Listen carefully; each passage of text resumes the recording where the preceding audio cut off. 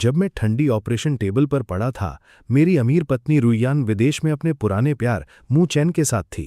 15 दिन बाद वो अस्पताल आई, जैसे बस मुझे 2 मीठी बातें कहकर मना लेगी। उसे लगा मैं पहले की तरह चीखूंगा, रोऊंगा, सवाल करूंगा, लेकिन मैं बेड पर शांत बैठा था। मैंने उसे देखा और पूछा, माफ कीजिए, आप कौन हैं? बस इतना सुनते ही रुईयान के चेहरे का रंग उड़ गया। उसी समय उसकी बहन रुक्षुए का फोन आया। उसने पूछा, दीदी, जीजा मान गए क्या? रुईयान कुछ सेकंड चुप रही, फिर बोली, नहीं, वो नाराज भी नहीं है, वो कहता है उसे मैं याद नहीं। रुक्षुए सन्न रह गई। दीदी, इस बार आप सच में बहुत आगे निकल गईं। जीजा का एक्सीडेंट हुआ, वो बेहोश रहे और आप विदेश में मू चैन के साथ थीं।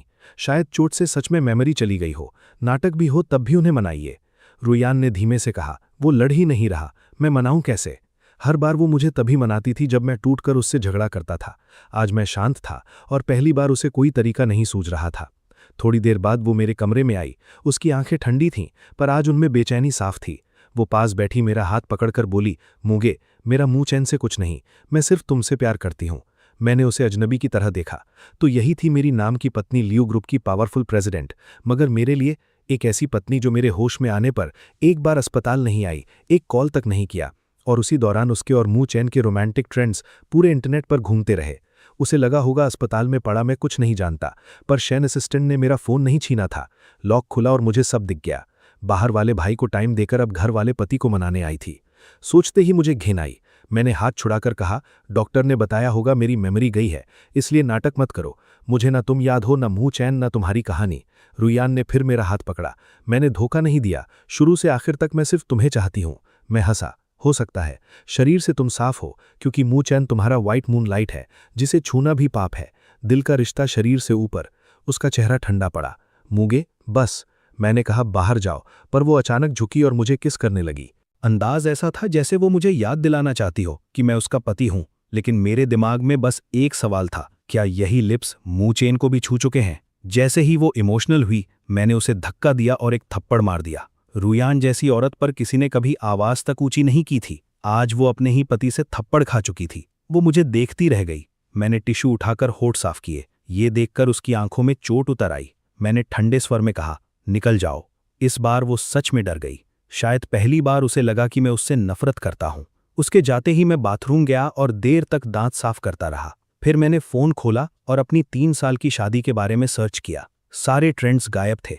मैंने सोचा, काम तेज है। तभी मुझे एक दूसरा weibo अकाउंट मिला। वहां सिर्फ खुद के लिए लिखी पोस्ट थी। हर पोस्ट मेरे दिल पर वार थी। पहली पोस्ट शादी की रात की थी। आज मेरी और रुईयान की वेडिंग नाइट है। उसने मुझसे शादी की, ये सपना जैसा है। पर मुंह चैन ने बुलाया और वो चली गई। 1 महीने बाद लिखा था। वो मुझे हॉस्पिटल ले गई, ब्लड टेस्ट कराया। डॉक्टर ने कहा मैं हेल्दी हूं। उसे राहत मिली। उस पल लगा शायद उसने मुझसे शादी मेरे खून के लिए की है।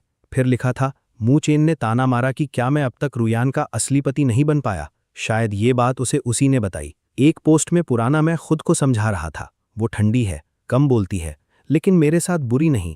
20 साल से मैं मुंह चैन का चलता फिरता ब्लड बैंक रहा हूं। कम से कम वो मुंह परिवार से बेहतर है। एनिवर्सरी वाली पोस्ट में लिखा था, आज उसने मुझे किस किया। मेरा दिल तेज धड़क रहा था। अफसोस, मुंह चैन ने फिर उसे बुला लिया। धीरे धीरे पोस्ट्स अंधेरी हो गईं। वो मुझे किस करती है, पर मुझे अपना पति नहीं बनने देती। पता नहीं कभी मुझे थोड़ा प्यार करेगी या नहीं। आखिरी पोस्ट ने मेरी सांस रोक दी। अब मैं बीमार लगने लगा हूं।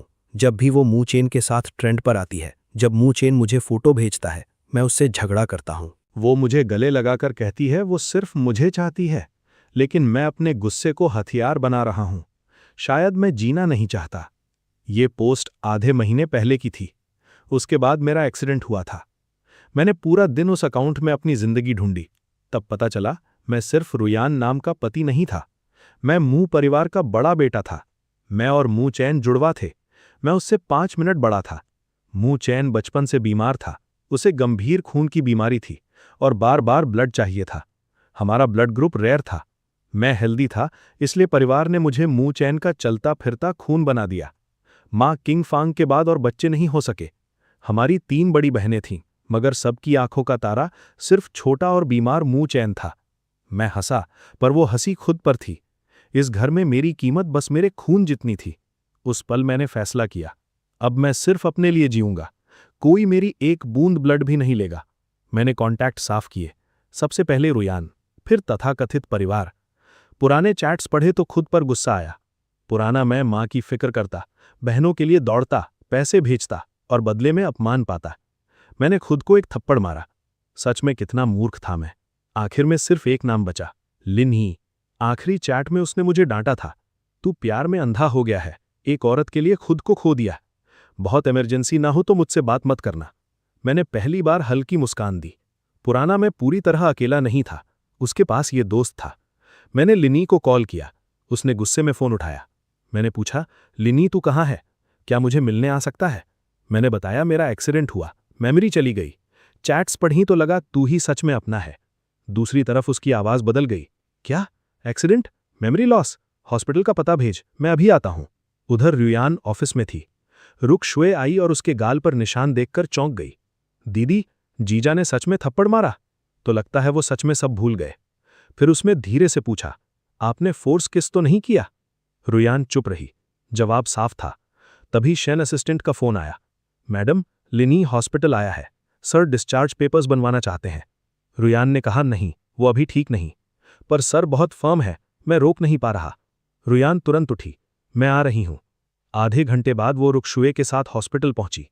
दरवाजे के बाहर ही लिनी की आवाज आई, वो कौन होती है तुम्हें रोकने वाली? क्या जिंदगी भर हॉस्पिटल में बंद रखेगी? दरवाजा खुला। रुयान ने ठंडे स्वर में कहा, मूगे का शरीर ठीक नहीं इसलिए वो नहीं जाएगा। लिन ये उसके सामने खड़ा हो गया। डॉक्टर से बात कर चुका हूं, डॉक्टर ने कहा वो स्टेबल है, अगर मना किया होता तो मैं उसे कैसे ले जाता? रुयान ने पूछा, उसे मेमोरी लॉस है, उसे तुम्हारा पता कैसे मिला? लिन ये हंस पड़ा, अच्छा ही हुआ, कम से कम उसने वो सब भूल दिया जो उसे तोड़ता था, और अब तुम्हारी जैसी औरत उसे फिर हर्ट नहीं करेगी।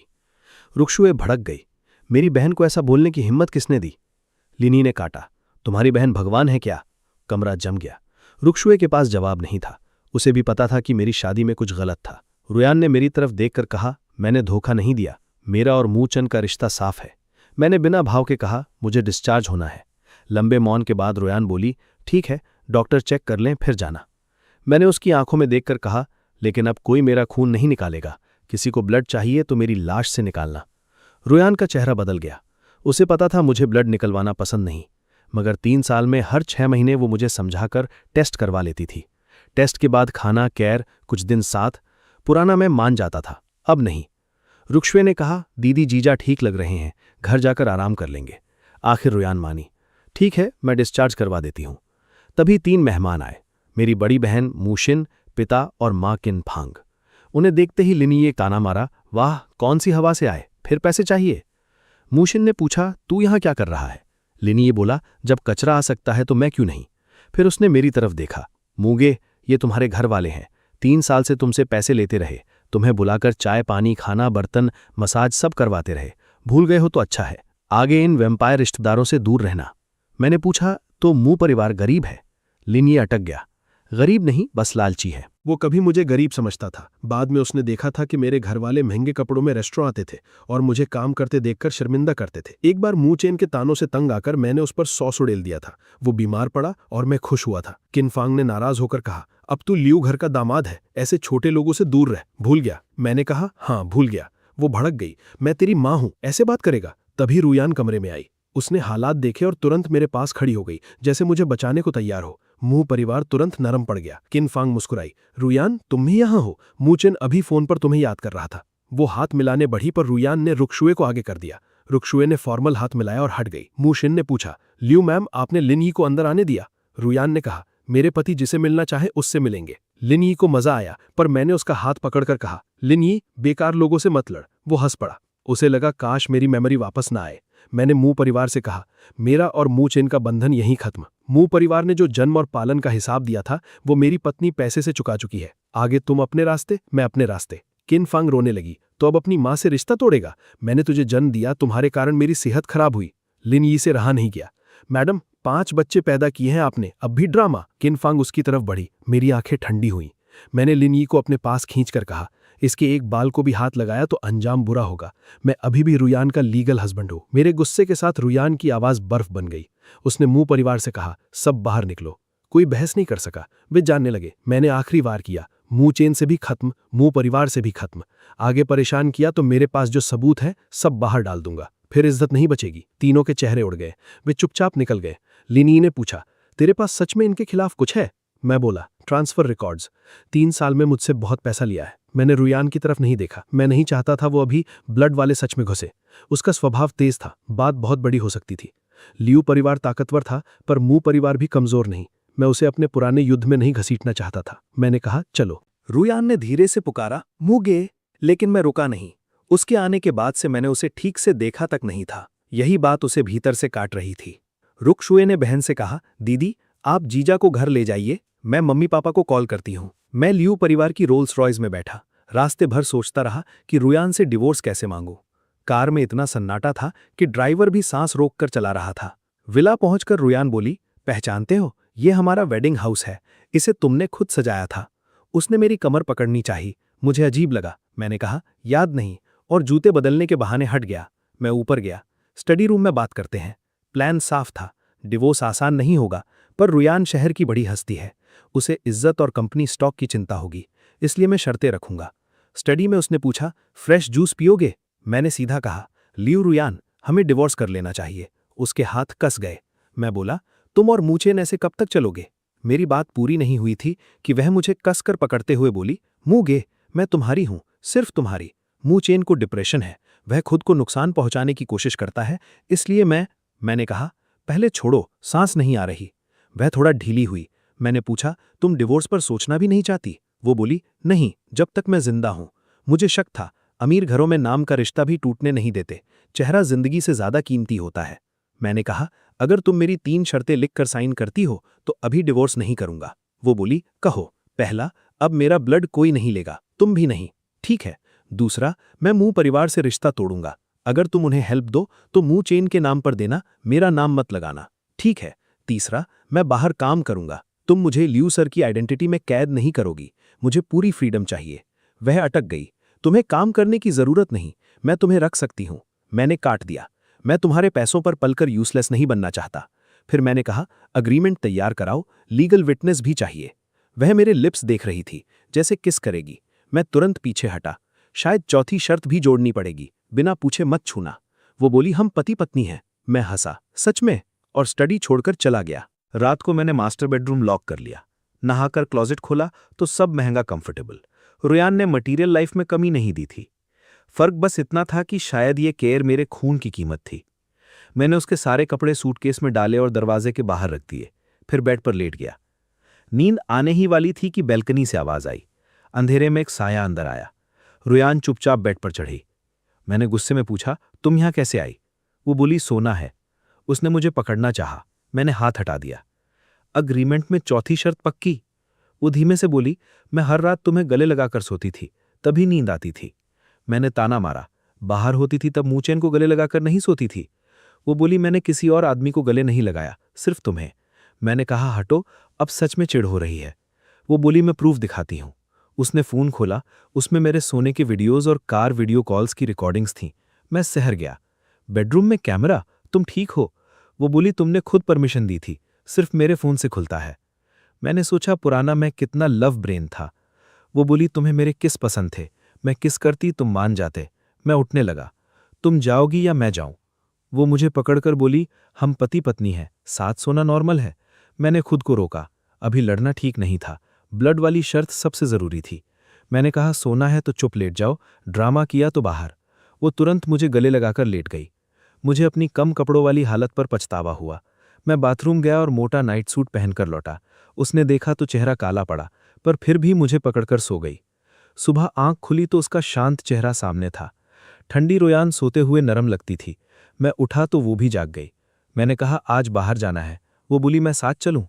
मैं काम ढूंढने जा रहा हूं, क्या लियू ग्रुप तुम्हारे बिना बंद हो जाएगा? वो बोली, तुम ही मेरा काम हो। मैंने याद दिलाया, मुझे पूरी फ्रीडम चाहिए। वो कपड़े ढूंढने गई और खाली क्लोजेट देखकर पूछी, मेरे कपड़े? मैंने कहा, दरवाजे के बाहर सूटकेस में। वो बस देखती रही, फिर खुद कपड़े वापस लगाने लगी। मैं समझ गया, उसे बेडरूम से निकालना तो दूर, उसके कपड़े भी नहीं निकाल पाऊंगा। मैं तैयार होकर लिन फैमिली रियल एस्टेट कंपनी निकल गया। लिन ही अकाउंटिंग में था और अपने चाचा की कंपनी में काम करता था। मुझे वहीं स्टार्टिंग ठीक लगी। किसी बड़ी कंपनी में सब मुझे रुयान का हस्बैंड समझकर खुश करेंगे, यहाँ शायद मैं सच में काम कर सकूं। रुयान नीचे आई तो ब्रेकफास्ट अनटच था। मेड डरते हुए बोली। मैंने सर को रोका था, लेकिन उन्होंने ऐसे देखा कि मैं कुछ बोल नहीं पाई। रुयान का सिर भारी हो गया। तभी उसकी माँ का फ़ोन आया। उन्हें एक्सीडेंट और मेमोरी लॉस पता चल चुका था।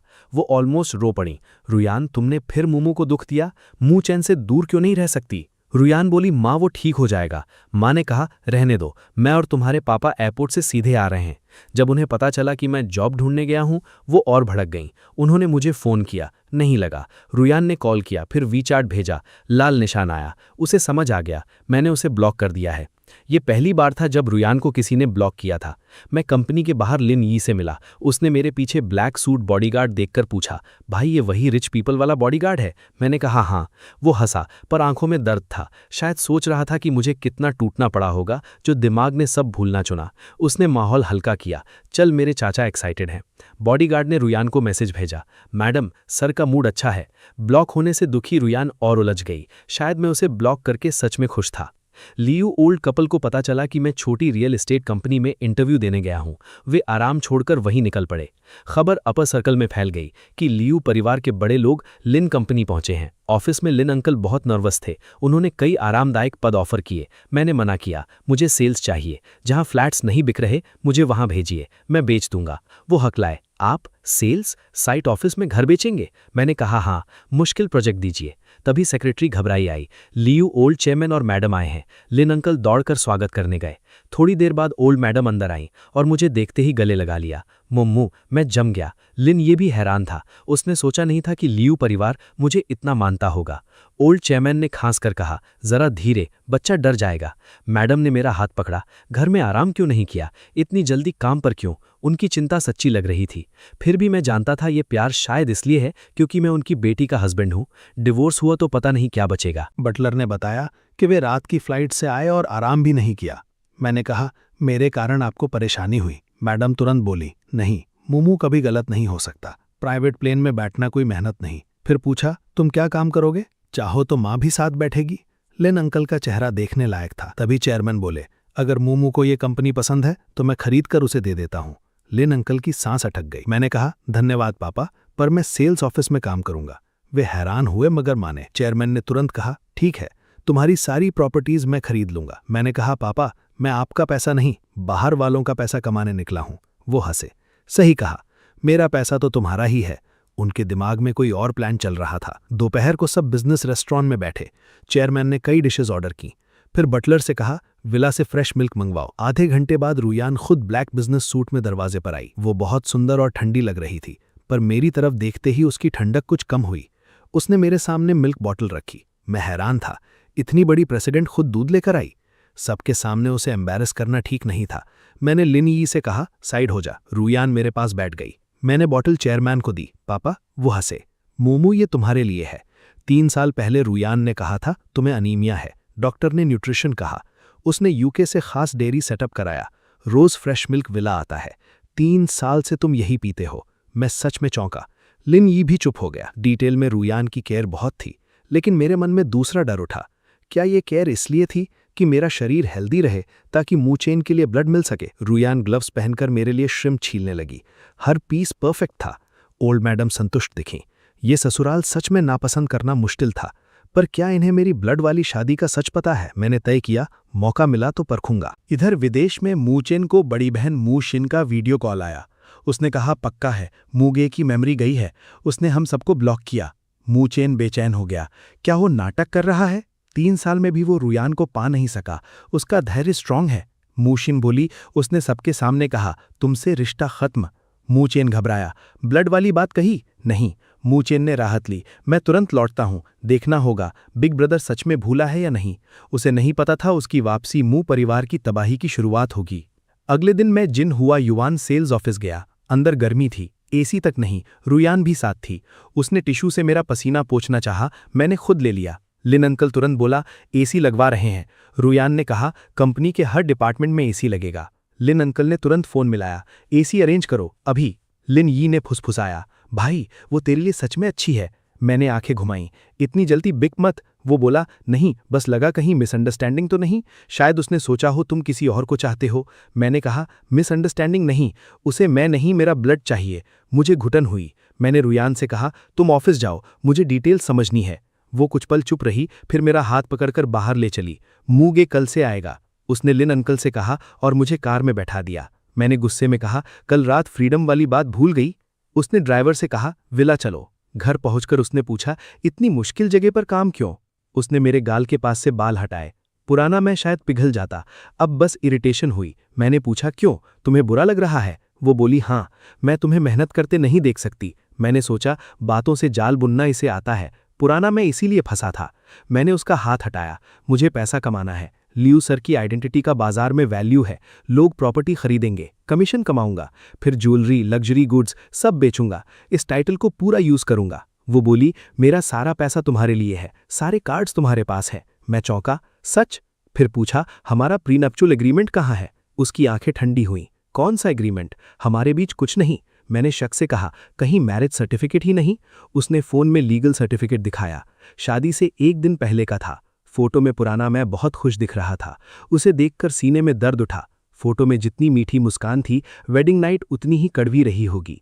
रुयान ने मेरा हाथ पकड़ा। मूगे, मुझसे दूर मत भागो। हम सच में अच्छे थे? मैंने पूछा। और मुंह चेन? वो बोली, मैं सिर्फ तुम्हारी हूँ। मुंह चेन को डिप्रेशन है, उसने कई बार खुद को नुकसान पहुंचाया, इसलिए मैं नरम रही। मैंने तंज किया, दुनिया में डिप्रेशन वाले बहुत हैं, सबके लिए इतनी नरम क्यों नहीं? वो चुप रही, फिर बोली, क्योंकि वो तुम्हारा भाई है। ये सुनते ही सिर में विस्फोट हुआ। दर्द इतना तेज था कि सांस टूट गई। मैंने उसे धक्का दिया, निकलो, अभी निकलो। मैं ऊपर भागा और दरवाजा लॉक कर लिया। रुआन पीछे आई, पर डोर बंद। बालकनी से आने की कोशिश की, विंडो भी लॉक थी। वो बाहर खड़ी रह गई। उसे पता था मैं मुंह चेन से नफरत करता हूँ। शायद वो खुद भी उसे पसंद नहीं करती थी, फिर भी उसकी छाया हमारे बीच थी। मैंने 1 घंटा बाथटब में बिताया। दर्द कम हुआ तो बाहर आया, मोटा नाइट सूट पहना और बेड पर गिरा। फोन पर ओल्ड चेयरमैन के कई ट्रांसफर रिमाइंडर्स थे। वो बार बार पैसे भेज रहे थे। मैंने धन्यवाद पापा लिखकर पैसे ले लिए। नींद आने ही वाली थी कि अननोन नंबर लगातार कॉल करने लगा। मैंने उठाया। दूसरी तरफ नरम पर जहरीली आवाज आई, भैया मैं वापस आ रहा हूँ, खुश हो? मैं मुस्कुराया, बहुत सही समय है, मैं तुझे खत्म करना चाहता हूँ, जल्दी आ। मुझे नटक गया। मैंने कहा, जो तूने मुझसे छीना है 100 गुना वापस लूंगा। फिर कॉल काटकर नंबर ब्लॉक कर दिया। अब मैं खुद को नहीं खाऊंगा, दुश्मनों को खाऊंगा। पर नींद शांत नहीं थी। सपने में अंधेरा, रोना और बड़े नीडल जैसे डरावने साए थे।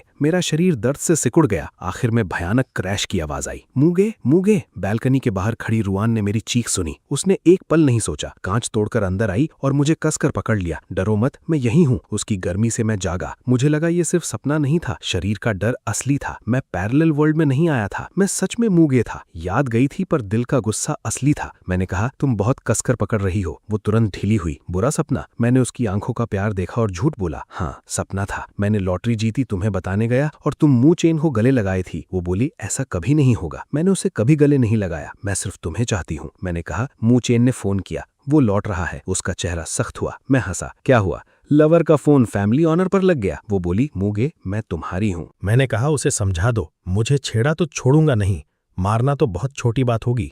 रुयान की आंखें भी ठंडी हुईं। वो हिम्मत नहीं करेगा। मैंने मन में कहा, करेगा। पुराने रिकॉर्ड्स बताते हैं कि हर खास दिन वही फोन करके तुम्हें ले जाता था। इस बार खेल मैं खत्म करूंगा। मैंने पूछा, इतनी बड़ी प्रेसिडेंट को काम नहीं? वो बोली, पापा ने कहा कुछ दिन कंपनी वो और रुक्षुए संभालेंगे, मुझे तुम्हारे साथ रहना है। मेरा चेहरा उतर गया। रात का पहरा काफी नहीं था, अब दिन में भी। मैंने समझाया, हम नाम के पति पत्नी हैं, 3 साल से यही सच है। अब मुझे सब बुरा भूल गया है और मैं अपना जीवन चाहता हूं। तुमने फ्रीडम मानी थी, ऐसे पीछे पड़ी रही तो फ्रीडम कहाँ रही? वो चुप रही। मैंने साफ कहा, मैं तुम्हें याद नहीं करता। इमोशनल चीटिंग वाली पत्नी स्वीकार नहीं। अगर तुम पति पत्नी जैसा रिश्ता चाहती हो तो मैं डिवोर्स के लिए लड़ूंगा। उसने मजाक नहीं उड़ाया, बस मुझे गले लगाकर बोली, तुम जो चाहो करो, बस डिवोर्स नहीं। शाम को मैं लिन यी के साथ डिनर पर गया। रुयान ने पीछा नहीं किया, बस बॉडीगार्ड भेजा। रेस्टोरेंट में लिन यी बोला, मुझे लगा तो लियू घर में दबा है, पर तेरी पोजीशन तो स्ट्रांग निकली। मैंने पूछा कैसे? वो बोला, ओल्ड मैडम ने मिल्क मंगवाया, रुयान खुद लाई। डिनर पर श्रिम्प छील रही थी। और क्या चाहिए? क्या लियू फैमिली घुटनों पर बैठे? मेरे पास जवाब नहीं था। फिर उसने कहा, कहीं रुयान सच में तुझसे फीलिंग्स रखती हो, कहीं तू उस मूचन को हरा दे। मैंने कहा, ऐसा हुआ तो सुनने में अच्छा, पर असल में मुसीबत। मैं नाम का रिश्ता जी सकता हूँ, डिवोर्स भी, पर किसी दूसरे आदमी से औरत छीनने की लड़ाई नहीं लड़ूंगा। जो औरत छीन सकती है वो फिर छीन भी सकती है। लिन यी ने सिर हिलाया। सही है, औरत कोई ऑक्सीजन सिलेंडर नहीं। मैंने राहत ली। यही वजह थी कि वो मेरा दोस्त था। खाने के बीच मैंने पूछा, तुझे पता है मैं रुयान से शादी तक कैसे पहुंचा? लिन बोला, तूने उसे बचाया था। टीनेज एज में तुम दोनों हॉस्पिटल में थे। वो शायद ऑटिज्म से जूझ रही थी। एक दिन टेरेस से कूदने लगी, तूने पकड़ने की कोशिश की और दोनों सेफ्टी कुशन पर गिरे। मैं चौंका। रुयान को ऑटिज्म था? हाँ। उसी समय मू चेन भी उससे मिला। वो रोज उसके रूम में जाकर बात करता, ड्राइंग सिखाता। बाद में वही मांगा आर्टिस्ट बना। उसकी famous work 10 Years of Secret Love है। ल्यू ग्रुप ने उसे अडैप्ट किया, इसलिए फैंस उसे और रुयान को ट्रू लव बोलते हैं, और तुझे बीच का आदमी। 10 Years of Secret Love अगर हॉस्पिटल से गिने तो सच में 10 साल। शक और गहरा हुआ। शायद रुयान ने मुझसे शादी इसलिए की क्योंकि मैं उसे बचा चुका था, उसे चाहता था, और मेरे ब्लड की जरूरत मू चैन को थी। लिन ने ओल्ड स्कूल डेज की बातें बताईं। जब मैंने शादी की खबर दी थी वो शॉक हो गया था। मैंने उससे कहा था, मू परिवार की कुछ बातें तू ना जाने तो बेहतर। मैं उस लड़की से शादी कर रहा हूं जो मेरे लिए आसमान का चांद है। बाद में उसे पता चला वो हमारी कोल्ड गॉडेस सीनियर रुयान थी। मैं सुनता रहा, दिल दुख रहा था, पर अब सह सकता था। एक दिन ये दिल रुयान के लिए दर्द महसूस करना भी बंद कर देगा। रात को विला लौटा तो लिविंग रूम में ओल्ड चेयरमैन बैठे थे, रुयान भी थी। चेयरमैन मुस्कुराए। मुमू लौटाया? मैं उनके पास बैठ गया। उन्होंने पूछा, थक गए? रुयान मसाज अच्छा करती है। मैंने कहा, नहीं पापा, बस दोस्त के साथ खाना खाया। उन्होंने रुयान से कहा, मोमू के लिए गर्म पानी तैयार करो। रुयान चुपचाप ऊपर चली गई। साफ था उन्हें मुझसे अकेले बात करनी थी। उन्होंने कहा, मोमू, पापा कुछ दिन यहां रहना चाहता है, बुरा तो नहीं लगेगा? मैं बोला, क्यों लगेगा, आप जितना चाहे रहिए। वो थोड़ा शांत हुए, फिर बोले, पापा जानता है तुम्हें दुख मिला है। रुयान फीलिंग्स के मामले में सच में उलझी रही। उन्होंने एक फाइल दी, ये हमारी अपॉलॉजी है। मैंने देखा ल्यू ग्रुप के 5% शेयर्स की गिफ्ट डीड थी। मैंने फाइल वापस रख दी। पापा, आपका मन समझता हूं, पर बिना काम के शेयर्स लेना ठीक नहीं। कंपनी के लिए मैंने कुछ नहीं किया, और हमारा रिश्ता नाम का है, बच्चा भी नहीं होगा। कल डिवोर्स हुआ तो शेयर्स प्रॉब्लम बनेंगे। वो बोले, मुंह। मैंने टॉपिक बदला। पापा, आप मू चेन के बारे में कितना जानते हैं? उनका चेहरा ठंडा पड़ गया। वो बहुत चालाक लड़का है। मैंने पूछा, कैसे? मैंने बताया, कल उसने मुझे फोन किया, लगा वो मुझसे दुश्मनी रखता है। चेयरमैन का चेहरा काला हुआ। रुयान ने उसे वॉर्न किया था कि तुम्हें परेशान ना करे, तो मेरी जगह उतनी कमजोर नहीं थी। रुयान मू चेन को सहती थी, पर उसे मेरे सामने आने की इजाजत नहीं देती थी। चेयरमैन ने लंबी सांस ली। मुमू, मैं तुम्हारे भाई की बुराई नहीं करना चाहता, पर जब तुम 10 साल के थे हॉस्पिटल में उसने तुम्हारा क्रेडिट चुराया। तुमने रुयान को बचाया और उसने कहा कि उसने तुम्हें टेरेस पर भेजा था। मेरे होंठ कस गए। तो मू चेन बचपन से मेरी चीजें चुराता था। 20 साल मेरा ब्लड लिया गया, फिर भी जलता वहीं था। क्यों? मैंने पूछा। पापा, मुझे बताइए, हम तीनों हॉस्पिटल में कैसे मिले थे? मुझे कुछ याद नहीं। उन्होंने कहा, ठीक है, पहले चिकन सूप पी लो, पापा धीरे धीरे बताते हैं। उन्होंने थर्मस खोला। ये ओल्ड हाउस में बना है, तुम्हें पापा का चिकन सूप सबसे पसंद था। मैं बैठ गया। वो हंसकर बोले, अगर ये सूप ना होता तो रुयान मुझे अपने दिल के टुकड़े से मिलने भी ना देती। मैंने मन में सोचा, मैं उसका दिल का टुकड़ा नहीं, मू चेन है। लेकिन उनसे बहस करने का मतलब नहीं था। मैं सूप पीता रहा और सुनता रहा। तब पिक्चर साफ हुई। मैंने बचपन में रुयान को बचाया था, उसके बाद उसे प्रोटेक्टेड वार्ड में रखा गया। मू चेन रोज उससे बात करने जाता था, पर छोटी रुयान किसी से बात नहीं करती थी। वो अपनी दुनिया में बंद थी। 1 हफ्ते तक पास बैठने के बाद भी मू चेन उसका दोस्त नहीं बन सका। बाद में मिडिल स्कूल में वो हमारे साथ पढ़ने लगी।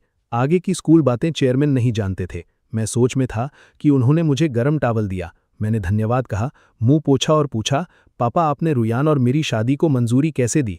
मू फैमिली में मैं नापसंद बेटा था, आपको ये पता रहा होगा। फिर आपने ल्यू ग्रुप की हेयर को मुझसे शादी करने क्यों दी?